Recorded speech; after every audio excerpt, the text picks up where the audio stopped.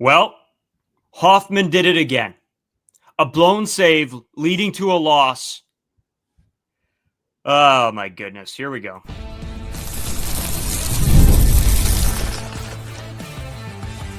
You are Locked On Blue Jays, your daily Toronto Blue Jays podcast. Part of the Locked On Podcast Network, your team every day. Welcome back to Locked On Blue Jays. Thank you for making Locked On Blue Jays your first listen every day. We are free and available wherever you get your podcasts and on YouTube, part of the Locked On Podcast Network, your team every day. Today's episode brought to you by Game Time. Download the Game Time app, create an account, and use code LOCKEDONMLB for $20 off your first purchase.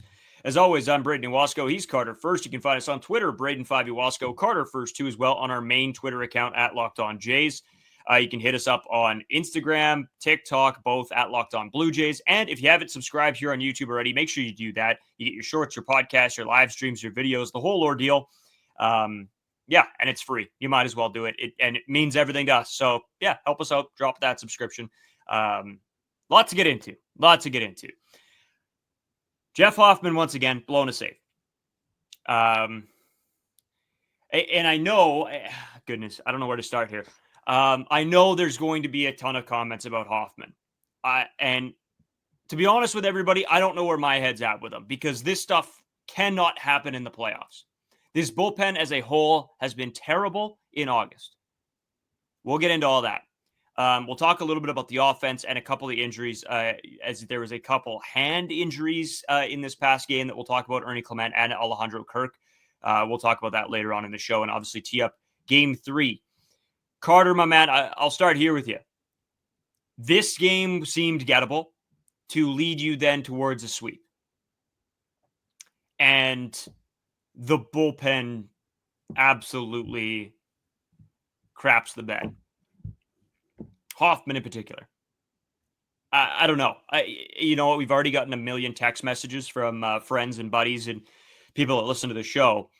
And people are upset. And I think fair enough. I'm upset. I was upset watching that. And I think there was a managerial decision that was wrong in this game. I think that Hoffman obviously didn't have his stuff. But I guess I'll throw it over to you. Just the ability to win this game, take you on a sweep, and put you that many more games above the Red Sox and the Yankees. But instead you drop this one. It sort of feels like a gut punch, doesn't it? It absolutely does. To a Minnesota Twins team that they do have a few starting pitchers that are still good. They do have a few pieces that are still good. Overwhelmingly, when you look at the depth and you just look at on paper, the Toronto Blue Jays compared to the Minnesota Twins, they should kind of be dog walking the Minnesota Twins right now. And it was set up for it to kind of go that way. The Toronto Blue Jays looked really good to start out. They get up to a 4-0 win. They end up losing the game 7-5. So obviously that is a tough blown lead.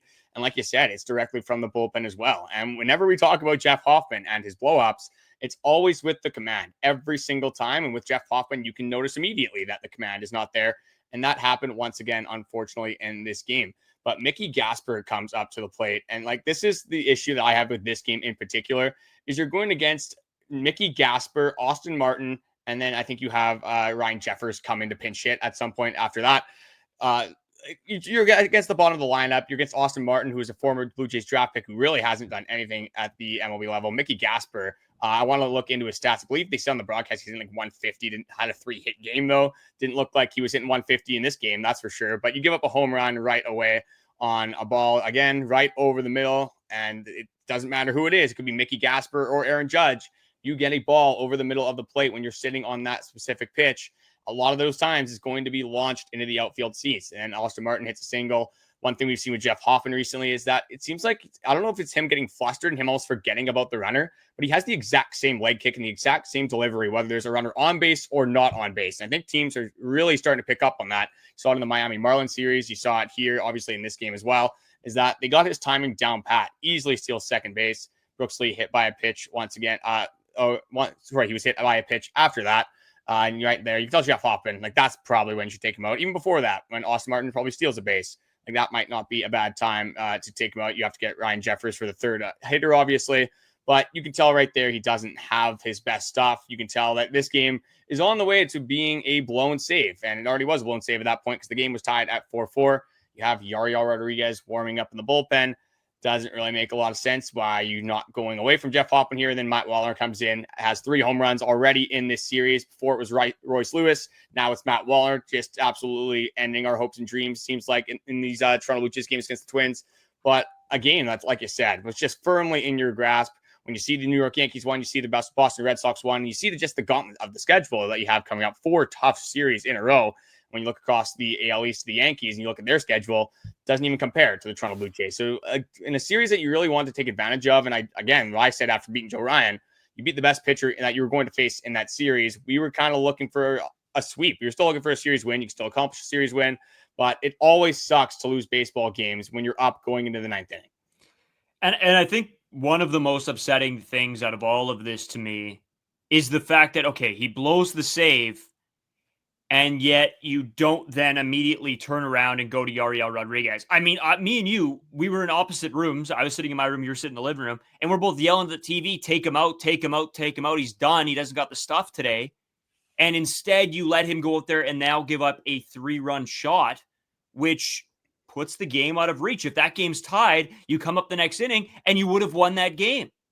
So I'm not blaming. This is 100% on Jeff Hoffman, but the managerial decision not to take him out when he's not doing well. And I don't care. I don't want to hear the excuse anymore of, well, we have to trust our guys. Well, trust is out the window when you give up the run in a 1-run ball game. Then, John Schneider goes in the post game and talks about, well, we had to let him go. We have to, he's our guy. He'd figure it out. Well, he didn't. And we've seen this happen before. When a guy doesn't have their stuff, you can't just rely on them to figure it out middle of their outing. You have to make a decision to go somewhere. And that I want to go back to a conversation that we had, might have been a month ago now, I don't even know, talking about the fact that maybe this closing role in baseball is going to become a thing of the past, where it's certain guys for certain situations. In this situation, Hoffman's blown that lead. Yariel Rodriguez is in the pen, warming up, being ready, having to come in anyway.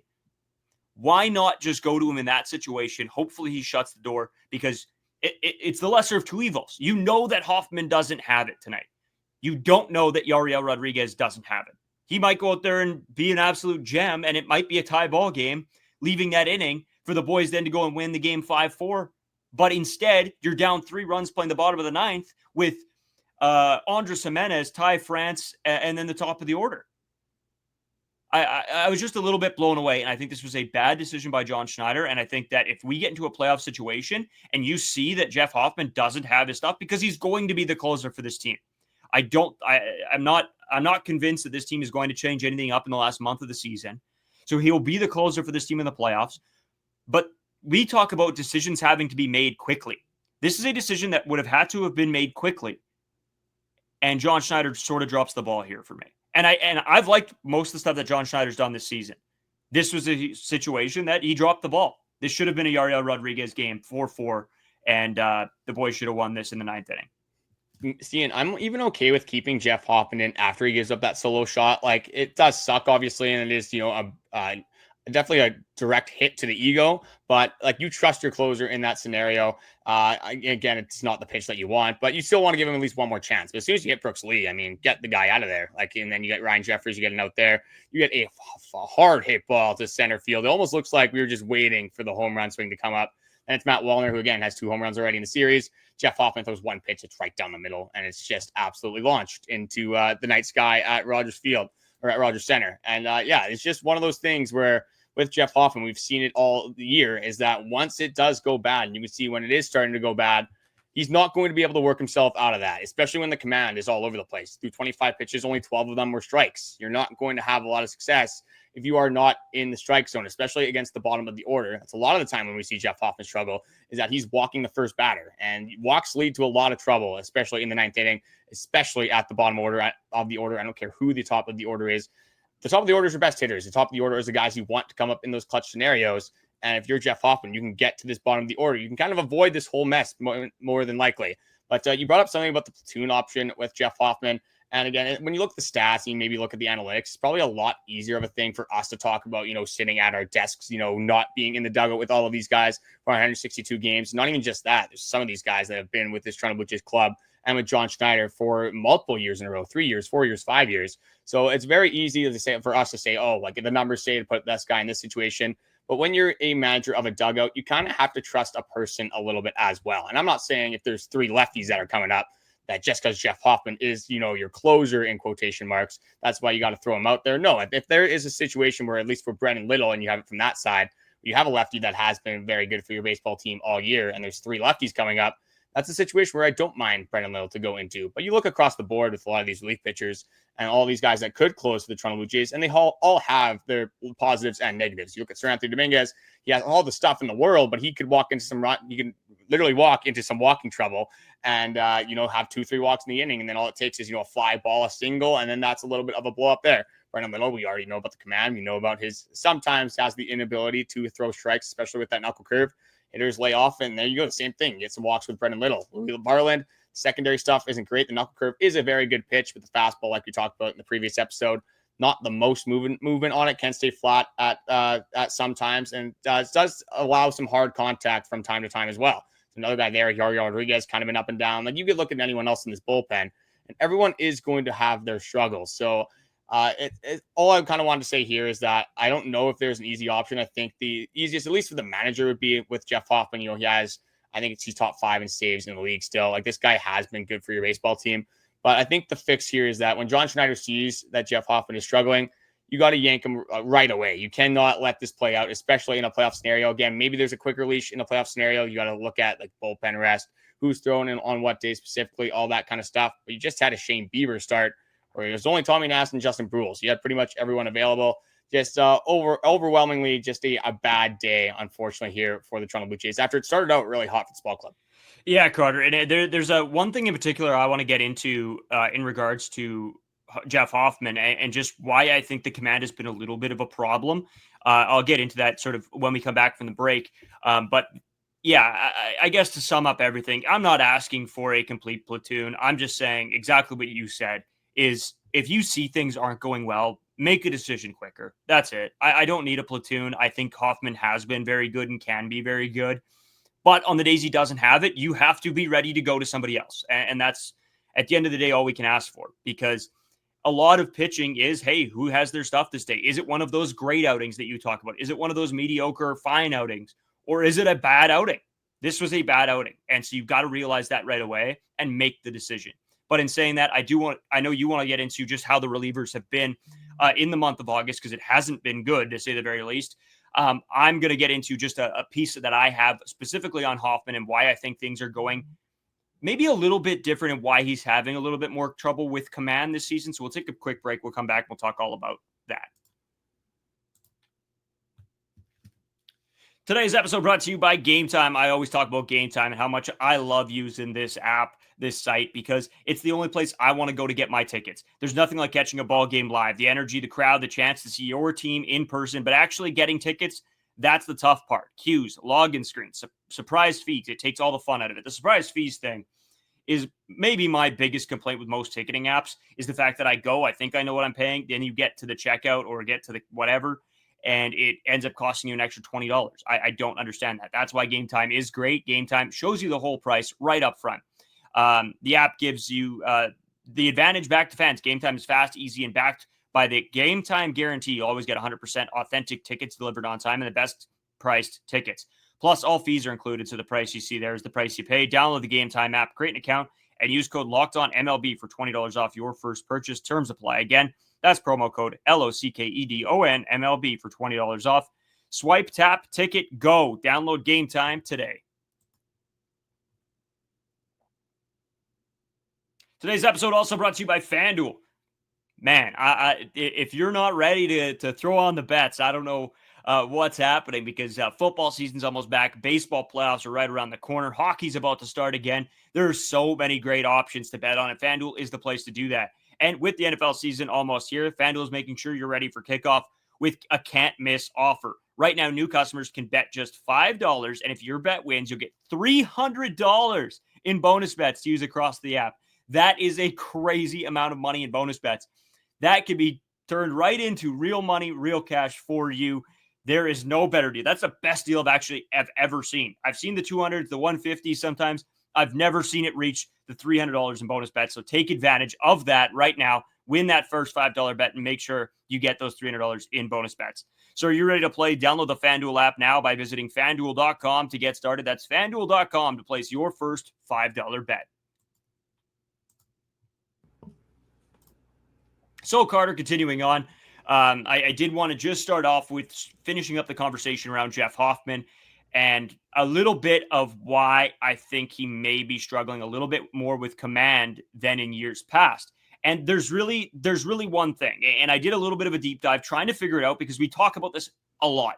We talk about, why is this pitcher not having the best day? Why is this guy, his season sort of all over the place? Well, there are little things sometimes. And the one thing that I sort of noticed was the release point of Jeff Hoffman and the arm angle. And I think that this could be a issue because I checked back over the past few years and to see what the angle is of his arm. You know what? It was something that when I pitch or when I was coaching kids on pitching, it was all about the arm angle, finding the arm angle that works for them so that they can be, because every guy's different. Some guys need to be right over the top to get that zone, to find the zone. Other guys, they can get away with being a little over the side.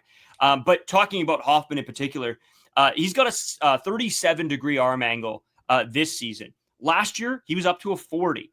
And the year before that, he was at 42, 45. So it's not a slight arm angle difference. It is almost a 10-degree arm angle difference that this guy has been changing sort of through his career. And is that maybe a huge thing that's the problem? I don't know. It's just when I'm going to look at things, when there is a decent enough drastic change like that, maybe it's something to look into because maybe he's pulling that ball from the side instead of more so over the top. And maybe that's making him lose command. Maybe it's not as consistent. I don't know if that's the reason, but it's something that I saw. I thought, hey, maybe that's a little bit interesting. Maybe that's something I'll look for. Maybe he'll try to fix that throughout the season. I doubt it, honestly, at this point of the year that you'd go and make any changes. But over the offseason, it realistically could be something that he looks into. I think like Jeff Hoffman isn't going to make any big changes. Like he's not all of a sudden going to drop his arm angle like 7 degrees or something like that. Obviously, there's little tweaks that every single pitcher does between starts and midseason. Like a lot of the time when pitchers do lose their command, it's some small mechanical issue. Again, baseball is such a hard sport. Pitching is very hard to do, obviously. Hitting's even harder to do, but pitching is not that easy either. That's why we see like if people have a broken fingernail, if you have a blister, if you have, any sort of fatigue, like there's such little things that if you're looking at like especially a contact sport, you're like, these guys are out for that. Like it's a broken fingernail and you can't play baseball, but it's because they cannot be effective, or some specific pitches will not be effective if you don't hold the pitch a certain way, if you don't throw it a certain way, if your release point's not at the right point, if you're not rotating at the right point. Again, there's so many little things that can make a pitch go the way you don't want it to go and to make the pitch go awry. With Jeff Hoffman, it kind of does look like it is a mechanical thing a little bit. You saw a lot of spiked fastballs, a couple spiked splitters in this outing, some sliders that just weren't really close to the zone. So that could be a bunch of things. Could be him opening up. Like I said, the arm angle could be something that he's looking at as well. You're definitely going to see him, Pete Walker, a lot of the pitching coaches and staff as well. Looking into this, they're going to be probably on the iPads looking at what went wrong for Jeff Hoffman. But this guy definitely gets his money's worth when things do go bad because, oh my goodness, it goes bad and it goes bad quickly for Jeff Hoffman. Like I said, this is an easier problem to talk about because you have a guy that you signed to be your closer, that you have a guy that John Schneider has backed up time and time again. Again, sucks when it blows up, sucks when it does not go your way. It has to change in the sense that you have to pull him quicker. But for me, like as much as, I might get, a little bit of hate for this one because it just did happen. It was bad. But Jeff Hoffman probably still is my closer. And this kind of does lead me into a segue because who else is going to be your closer? And I wish that this was a more positive thing. We could be like, oh, Brendan Little has been lights out. He has a 0.5 ERA. Throw him in the closing spot. So Anthony Dominguez, Louis Varland. Maybe there is a guy that does have some underlying numbers that look pretty good, but I don't think a lot of people would like this name. But just guys wanted to go over some of the bullpen numbers over this month of August because it doesn't matter right now who you're throwing in the bullpen. At least that's what it seems like. It hasn't really been going that well for the Toronto Blue Jays. And one of the reasons why they haven't really been playing that good of a brand of baseball, kind of sitting around 500, which is fine to carry them to the playoffs. But if you have a bigger goal of winning the AL East, of getting a bye in the playoffs, 500 might not cut it. But just going over some of the guys' ERAs and over their innings in August, So I'll kind of go from worst to best, I guess, is the way I'll do this here. So I'll start with Yariel Rodriguez, who has not been good, a 9 ERA in 8 innings. Then we go over to Louis Varland. Again, big trade line acquisition there, 6.3 ERA over 10 innings. Then you do have going to over to Mason Fluharty, again, not with the team anymore, in AAA, 5.63 ERA in 8 innings, a 5.4 ERA for Brayden Fisher in 6.2 innings. Then you could jump over Seranthony Dominguez. Kind of a little bit out of order here. I missed this one, but Seranthony Dominguez, 5.63 ERA in 8 innings. Brendan Little has been one of your better guys, I guess, 3.72 ERA in 9.2 innings. But then looking at one guy that definitely stands out on this list, and it's Tommy Nance, who has a 0.75 ERA over the last 12 starts. ERA is not everything, but Tommy Nance, as this guy has come up to the Toronto Blue Jays, has been unbelievable. And he's really been the only solid relief pitcher that we have seen in the month of August. Does that mean I want him to close baseball games for the Toronto Blue Jays? I'm not going to say that. I think that's an absolutely crazy statement, no matter how good or bad the Toronto Blue Jays are pitching. If this happens for the entire month of September, like, we're in a bad spot. Like, you cannot have Tommy Nance closing for a baseball team. I don't care how bad the rest of these guys are doing. I'm not saying they're going to be bad the rest of the season, but right now, you could say it's a good time to get cold because, maybe you're getting cold early enough that you can kind of heat up in the middle of September, or maybe you're in the glass half empty kind of guy that said, hey, the Toronto Blue Jays went on, a massive winning streak at the beginning of the season, more so in the middle of the season. Now, again, it's been about a month now where they've been playing close to 500 baseball. Are you a little worried that they might not kind of have their bats and be hitting as much as what we've expected this entire season in the time where it matters the most? So again, there's starting to be the odd, doubt coming in from multiple people, obviously watching this team. Look at Aston Barger kind of struggling, Ernie Clement, some guys struggling throughout this baseball team. Look how bad the bullpen has been. A lot of time between then and now, obviously, and I'm not going to be the one to overreact, but there's been some takes been floating around that I have definitely not been liking because they've been more on the negative side, and I'm not ready to say negative things about this baseball team quite yet. No, and that's something I want to put out here on this podcast is this is a negative episode because that was a sucky game to lose. It was horrible. Yeah, absolutely. And, we're sitting here coming off the game. We just watched it. Now we're talking about it. So, all the feelings and emotions are here. But at the end of the day, this baseball team is still good. I think you still saw good things from this offense. Obviously, a lot of that coming from George Springer. He's been absolutely lights out. That guy has been actually unbelievable. Unbelievable. There's no other word to describe what George Springer's been able to do. Comeback player of the year might be the easiest lock of all time. He has been excellent. I don't know. There are good things. There are bad things. That is at 162 game baseball season. It's going to happen. Bad stretches are going to happen, whether it's from the offense or from the pitching side of it or defensively or whatever it may be. So I'm not overreacting. And I think that's something that me and you have thrown out there a lot of the time this season is don't get too high, don't get too low, because there will stuff like this will happen. And if we're going to come on here and say, this is the worst baseball team ever. And then the next episode, we're gonna be like, oh, this is a World Series championship team. It's like, okay, take it easy, dial it back a little bit here. It's all going to be okay. This team is going to be in the playoffs. Where in the playoffs? That might be a big question that we're going to have to wait and see. But, again, we're in a good spot here. Carter, just before we did take a break here, I did want to also talk about a little bit about Ernie Clement and Alejandro Kirk and the two injuries that sort of happened to them middle of the game. Ernie Clement seems like it was bothering him more, and that would have been on his catching hand, I believe. Yeah, left-handed. Yeah, and you could even see it when he hit that ball late in the game, sort of through the middle. And got a base hit. He sort of went to the base and was sort of covering his hand with his sleeve. He was really wincing. There was also that tag on Matt Wellner, which I don't know what he's doing as well. When James Altman tried to bunt, he just misses the bunt. I guess they thought it was a foul. It wasn't running at the start, decided to run. But yeah, you can see he was kind of wincing on that tag as well when he got Matt Wellner out at third base there. But yeah, looks like he's going to be okay. But yeah, definitely not fun watching Ernie Clement literally shake his hand out. It seemed like every single time he touched the baseball after that. Yeah, and actually on that bunt play, that bunt was called a ball, which is insane. Yeah, that's cool. God, that reminds me of the Shohei Ohtani check swing. Like, this guy literally squares James Altman over the plate once again. I know there's a lot happening. You got Matt Wallner being a dummy on the base paths, which helped the Toronto Blue Jays in the long run, especially at that point. You thought, 4-3, maybe these things are going to go well for the Toronto Blue Jays in this game. We know what happened after that. But yeah, that is the most obvious bunt of all time. You saw John Schneider. I thought he'd get more mad, actually, but I guess, you do get the out at third base. You kind of do get a little bit of a gift there. So if you're going to have to lose a ball to get that out, you should have been able to get both of them. But yeah, I don't know what's going on with the umpire crew there. I can't believe not one of them kind of saw that bunt play and were able to get that one right. Yeah, well, and then I didn't even notice Kirk's hand. Like I knew he got hit, but then I didn't even notice it. And they showed it on the screen, and the guy's legitimately has this huge lump on his hand.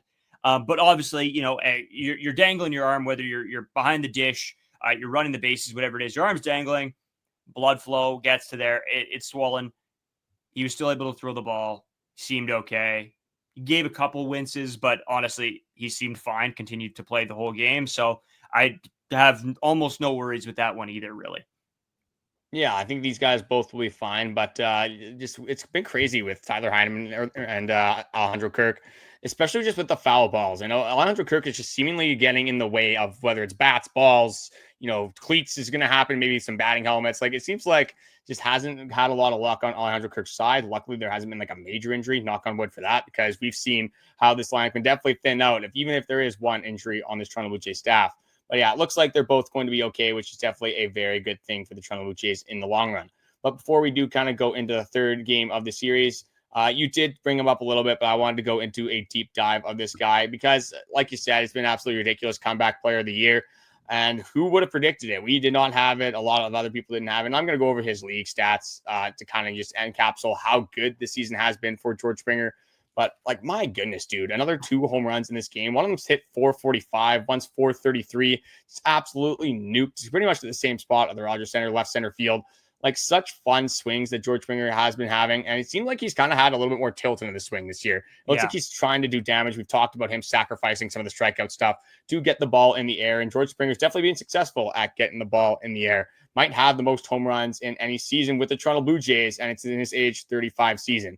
But yeah, in this game, he hit a ball 112.7 miles per hour off the bat, 111.6, and then also has one at 107.6. 3 of the top 5 hardest hit balls in the game. Is that good? You tell me. But just looking at some of the George Springer stats, just like absolutely ridiculous stuff from this guy. Is 5th in the entire major leagues in OPS at 929. Looking at batting average, he has gone over 300, which is absolutely insane as well, at 301. 21st in runs scored. That's 79 on the season. On base percentage, he is 8th as well, sitting at 388. He's 8th as well in slugging percentage. Like, it's just ridiculous stuff from George Springer. Like, this isn't just like he's having a bounce back season. This is one of the best hitters in the American League, if not the entire MLB. And I'm not sure what the resurgence was. I'm not sure if, he kind of was on that Orelvis Martinez kind of diet that was going on over there last season, or maybe he's just been solid chicken or rice. Maybe it's the dad strength. I don't know what it is, but oh my goodness, this guy has been a saving grace for this Toronto Blue Jays offense and this lineup this entire season. Yeah, that's the best way to put it. I mean, really, I couldn't imagine this team without the production that George Springer's brought. And that's saying a lot, because this offense has been good, but at the end of the day, what George Springer has been able to do this season has been downright, like I said before, unbelievable. No, I have no words. I legitimately have no words, because I could not. But if somebody would have told me this last season, I would have called them crazy. If somebody would have said to me, came from the future and said, George Springer is going to have a fantastic 2025, pick him up in your fantasy leagues, I would have not listened to him and fully believe that time travel did not exist. I think the narrative with our fantasy draft, speaking of that, shout out to me for sweeping the season series against Brayden. Thanks, Matthew, for commenting that. I did see that. Absolutely hilarious stuff. Unfortunate for Brayden, but it was insane stuff. Like, we were waiting on draft day. We're like, who's going to draft George Springer? Who's going to be the dummy to use that Jays bias and draft George Springer? Well, we were the dummies. I was the dummy because I was the one saying that. And look how it kind of worked out for George Springer. I expected it to be slightly better than it was last season, because, I mean, last season was horrific. But what we've seen from George Springer has absolutely been insane. So, yeah, just one of the main components of why this team has found themselves at the top of the AL East. And it's not just his hitting, it's the leadership that he possesses. It's the speed that he's showing off on the base paths. It's going from first to third. It's going from first to home on a gap shot. It's, again, coming up with the clutch hits. We're still chasing the Ricky Henderson leadoff record. Like, there's just a lot of things that are going well for George Springer. And now we're kind of at the point where, I mean, this is a bigger off-season episode, but is George Springer's contract and was this signing worth it for the Toronto Blue Jays? We'll have to see kind of what happens during the playoffs. It'll be a lot easier to say if they have some playoff success. But like, the way this season has gone, like, it's just been an unbelievable stretch for the Toronto Blue Jays, unbelievable stretch for the fans, and just a sigh of relief after seeing what 2024 brought. And maybe, a lot of people thinking could have did a little more in the offseason. Looks like it's panning out pretty well right now. A lot of people got to eat their words.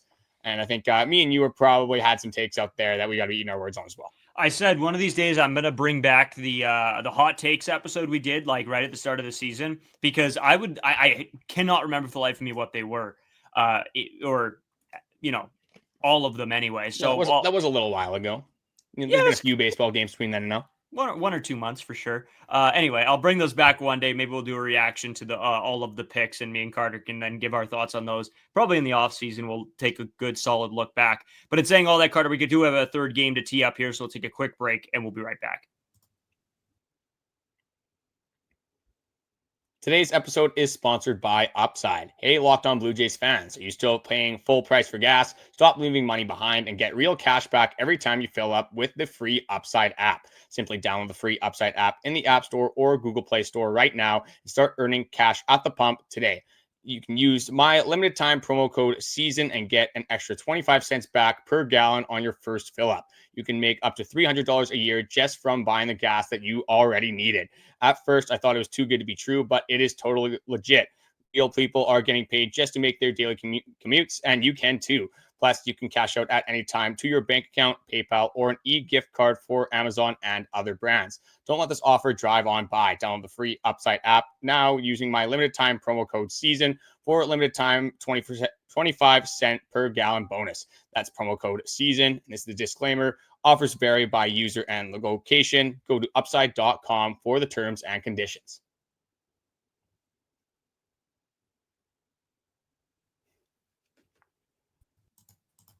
Sorry, left you undelivered there for a second. Sometimes you just like to see me just staring blankly into the screen, waiting for Brayden to hit the segue. But I guess the people get a little bit more screen time with Carter first, taking up the full screen. So whether you like that or don't like that, Brayden's giving it to you. So that's right. Yeah. No, I had to do it to you. Actually, I just clicked the little Locked On little splitter thing. So I was probably checking his fantasy drafts again, or looking at either the Locked On Fantasy for baseball or our Friends League, because you're kind of on the cusp of being eliminated or making the playoffs in both of those leagues. But yeah, what a busy time of the year, especially for fantasy sports. I mean, summer's obviously going on, but now we're right in the middle of our fantasy football drafts. I'm in a million leagues this year. It's a lot going on, but it's a lot of fun. It's Toronto Blue Jays baseball. You got the drafts going on. You got everyone making fun of each other for the picks that they're making. But it's been a good time. But I'll throw it over to you with any fantasy stuff you got. Maybe you want to defend yourself a little bit for season sweep that I did unfortunately undertake against you there, and then just obviously previewing the third game of the series. Yeah, no, fantasy wise, baseball, I just didn't go my way. 10 in both leagues, right? You're sitting battling 500. I think you're 11-10 in both leagues, are you not? Yeah. I think I'll make playoffs in the Locked On League. I think in our Friends League, it might be tight. I actually am relying on you to win this week for me to get in. And then fantasy football, man, I have a great time at fantasy football. I don't know what it is. I love fantasy hockey. I have fallen in love with fantasy football, and fantasy baseball, to me, there's so many games. It's almost tough to pay attention that much to fantasy while I'm trying to watch 162 games as well. So it just gets a lot, but fantasy football is great because it's like, hey, what the games are on. I can set my team, the day before the games, and I'm good to go, and I can just enjoy football. So that's really nice. I'm still, Carter, we're going to have a lot more time to watch football this year because we're not playing hockey. Our hockey team got disbanded. So we got a lot more time to watch. I am still trying to rope you into joining a curling team with me for Wednesday nights. So fingers crossed, the boys will get a curling team to go on. Oh, we're gonna take some tumbles if I get back on that ice. I took grade 9 curling for 1 year. That's about all my curling experience. It'll be like I'm sliding to second base pretty much every time because that's what it's gonna end up like. I'm just gonna end up on my butt pretty much every single time for probably the first few rounds. But hey, maybe I'll get one of those like old granny sticks where I'll just stand up and just absolutely fire that thing down the ice. And we'll see kind of how that goes. It's about drinking beers and throwing it and getting pizza or wings after. That's pretty much what curling is. But we'll have some fun this winter. We'll, hopefully it's just gonna be a very different winter because, we'll have a lot to talk about for Jays stuff going on. Obviously all winter long, there's going to be free agency talks. We're going to look back on the season that was. Whatever, tons of stuff going on. It's going to be the fall of Bichette is what's going to happen there. But I think curling would be a little bit of a dangerous, drunk sport. Because I'm going to think I'm like Aroldis Chapman after I get into 8 beers. I'm going to be chucking these things down the ice as hard as I can. Maybe I'll try lefty Randy Johnson as well, and then I'll probably be banned from curling ever again. And then we'll have to look for something else to do maybe in the winter. Maybe I'll try to dial in on my golf game because that's kind of been a little bit all over the place this entire summer. But back to the baseball anyway. We do have a third game of the series to talk about here. I already forgot. I know when we did our series preview, I did not have the third guy on the Twins going. I knew it was Ober and Joe Ryan. Those are the two guys that I was focused on. I guess I'll throw it over to you because I think you're a little bit more prepared for the third game of the series. I'm still thinking about the one that got away in the second game. Yeah, it's Wood Richardson's now. Woods Richardson. No, yeah, we know about that guy a little bit. Okay, that should be a guy that the Toronto Blue Jays here are able to take advantage of. You don't remember who that is. Yeah, it did come over in the Jose Berrios trade, so Austin Martin part of that as well. So yeah, you get to see both familiar faces, I guess, that haven't really panned out the way you might have wanted them to. So I think when you're looking back at that one, at least Jose Berrios is definitely the guy that I would take, even amidst his tougher struggles. But hey, last outing was pretty good. But we got a little bit of a battle start here once again. It's Eric Lauer day, I believe, right? So we get Eric Lauer making a start freshly out of the bullpen. So we'll have to see how that does go. I think this is not a must win necessarily, but I think this is a win that you need. This is a win that the fans specifically are going to need. So I think the sirens are going to kind of be shouting here. They're going to be going off. They're going to be ringing around the streets if you do lose a series to the Twins. And again, just kind of going into the schedule. I think I have this in the right order. It should be Reds, Brewers, Yankees, Astros. Might be Astros, Yankees, but you do have those 4 teams. You got 4 teams that are going to be battling for the playoffs, and you got a lot of teams that might be battling for buys in the playoffs. The Brewers being a team that might get the best record in the entire MLB, and they play similar style to the Toronto Blue Jays. So it's going to be a fun couple weeks, but this is why that there is some emphasis on this Minnesota Twins series, a team that has sold a lot of their assets at this trade deadline, a team that is not very deep, and a team that you should want to win at least a series against, especially with all the accolades and the glory that you're trying to play for in the last 30 or so games in the season. Yeah, we'll see what happens. I'm interested in this third game. I think everybody is. You're right. I think alarm bells may go off, but hopefully not. Hopefully this team shows up. The bullpen hopefully has a solid day. That's probably now the one thing I'm really tuning in for. I think Eric Lauer's in the mound, so you're going to get some stable pitching, which is awesome. But yeah, what will this bullpen be? It's going to be a big question. As always, guys, thanks for listening and tuning into the podcast. We're with you guys Monday to Friday every day. I did want to throw out there is like this college football thing going on with Locked On that I figured I'd let you guys know because I think it is the first day that we're saying this. So again, it's big for football fans. Locked On and Fire TV present College Football Kickoff, your ultimate college football weekly preview. Drake Toll of Locked On Big 12 leads the conversation alongside 2-time AP Coach of the Year, Gary Patterson, former college star, Jesse Holley, and Locked On's local experts at College Football Preview. Only Locked On can do. Catch College Football Kickoff every Thursday throughout the season, only on Fire TV. So there you go. If you guys are big college football fans in general, you should enjoy that show as well. Thanks, everybody, for watching. Make sure you guys hit the subscribe button. Carter, me and you will be back tomorrow.